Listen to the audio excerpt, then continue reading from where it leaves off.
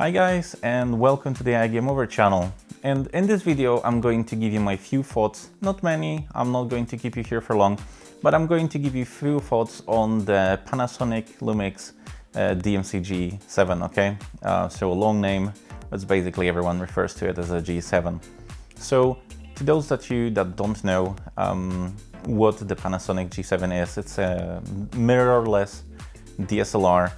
So it's basically, well, it's not DSLR anymore, right?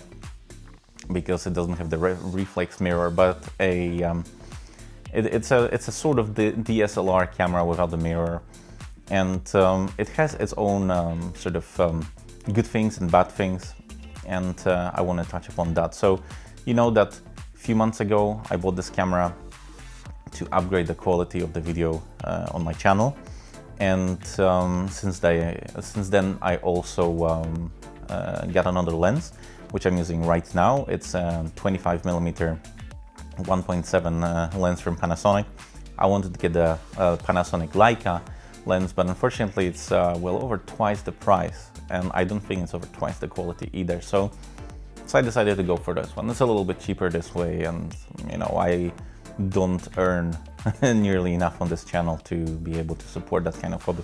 This all goes from my own personal earnings. So you know, the cameras, the lights, the computer, the processing, everything goes from my own money. So anyway, that is not the point of the video. I am digressing. So my point is, here are my few cents on the Panasonic G7, okay? Well, first of all, it's a great video camera. On 4K, it has some amazing quality, and if you only want like the best quality, the best sharpness camera that you can get for little money, get this one. Get this over a Panasonic GH4, because, well, it's way cheaper, and it's even more cheaper than a G5, because the G5 is just insanely expensive. So yeah, it will give you a 4K at 100 megabits per second. You can have like a cinematic D, which is a sort of a D-Log type ish curve, where everything looks a little bit more flat. So you'll need to do a little bit more processing and everything like that. Then you can do Cine V, I think it's called, which is, you know, a little bit processed already, but it still gives you a little headroom. But then, unfortunately, when you step down from this, when you do want to do some slow motion or some 60 frames per second, you go to a 1080p, and unfortunately frame rate drops from 100 megabits per second to a 28 megabits per second. And that is a problem because the post-processing suffers a lot. GH4 goes from 100 to 200 megabits per second when you get it to a 1080p. This camera drops down quite significantly, so you lose the quality, you lose the sharpness, and you lose the amount of information the camera takes in because of that step down in resolution. So that's very unfortunate, and that is the reason why I started with a 4K, then experimented a little bit and went to 1080p 60 frames per second, but then I just decided to come back because it just does not perform as well as I would hope it would. So very good at 4K, relatively mediocre at 1080p, so I would say it's a very much 4K camera. Where I have a problem with this camera is its photo capability. Now, many of you know, and well, most of you probably don't know because you only know me from this channel.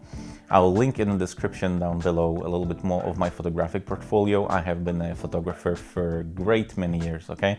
I have gotten my first photographic camera from my dad when I was 7 years old, and ever since then I was hooked, literally hooked on the photography. This has been the hobby, the love of my life, so to speak. And well, obviously not counting my daughter and my wife, right? In case they are watching this. But yeah, technically wise, it's photography has always been in my life, and I love the photography. And I'm coming from a background where I had I started with Olympuses, then I moved to Canons and Nikons, or Nikons, however you want to pronounce them, wherever you are in the world. And those are really great cameras, and They may not have the best video capabilities in the world, but they're really, really awesome at photo. And so I thought I'll just use the Panasonic G7 for photography when my daughter comes here. And I have to say, I'm very disappointed. I am really disappointed. The pictures are soft. Anything above 200 ISO is very grainy and the details are lost, and it's horrible. If you do photography, right, more than video, don't buy this camera. Just buy a Canon or Nikon or whatever, Olympus, Sony even, okay? Not all of the Sonys, but some of the Sonys. It will perform well with video and it will give you some stunning photography opportunities. This camera has all the manual modes and I tried everything. Even in a good light, I really don't like it. I don't like the feel. I don't like how they process the video, the photos. There's just not enough dynamic range to keep you going, and not enough details. And the ISO performance in the photo mode, it's abysmal. Okay, it's horrible. So yeah, it sort of improved a little bit when I went from the stock lens to a 25mm 1.7 Panasonic lens, but it's just that the bokeh, the blur behind me, it's a little bit better on that lens, but I'm struggling. I'm really struggling. I cannot recommend this if you do any photography. Okay, I just cannot recommend this.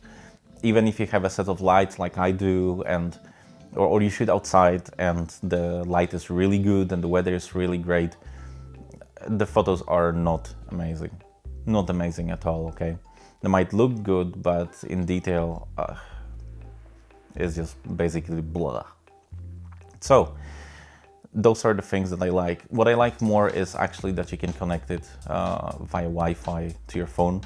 So I can take my phone, right? I can take it here and I can, you know, focus on myself. I don't have to run back and forth to the camera like I had to do it on some older Canon cameras, although most of the new models already have that in anyway, so that is not a selling point, but it is a selling point of sorts, right?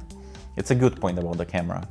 So that's all I can say, that the image stabilization is well, ish, not too good. The photo quality is horrible. The video quality is amazing on 4K and sort of mediocre on 1080p. And then it has other things like the Wi-Fi connection to your phone. It can apparently transfer the pictures and videos over Wi-Fi too, but for the best parts, I can't get it to work at all. When I can get it to work, it's extremely slow, so don't, you know? So I would say like that. If you only shoot 4K, if you want the best quality 4K video on a budget that will look cinematic and all, it's great, get this camera, okay? If you want to shoot 1080p, get the GH4 because it will give you even better bitrate and everything like that. Or if you have enough money, go for the GH5 because that will give you things like 4K resolution with 400 megabits per second bitrate and everything like that. And honestly, if you have that kind of money, you might as well go for Blackmagic camera, but that will give you only video. So, well, anyway, that's my thoughts. That are my thoughts on the camera. What do you think? Leave the comment down below, okay? And don't forget to leave a like. Don't forget to subscribe to the channel because that helps a lot. Don't forget about that giveaway that I'm doing at 1,000 subscribers, the hardware giveaway. So get me there, okay? And I appreciate everything that you do and all the interaction I have with you on this channel. I mean, you've been amazing, awesome. So I love you guys, okay? Well, until the next time, until the next video, I'll see you around, okay? Have a nice time. Peace.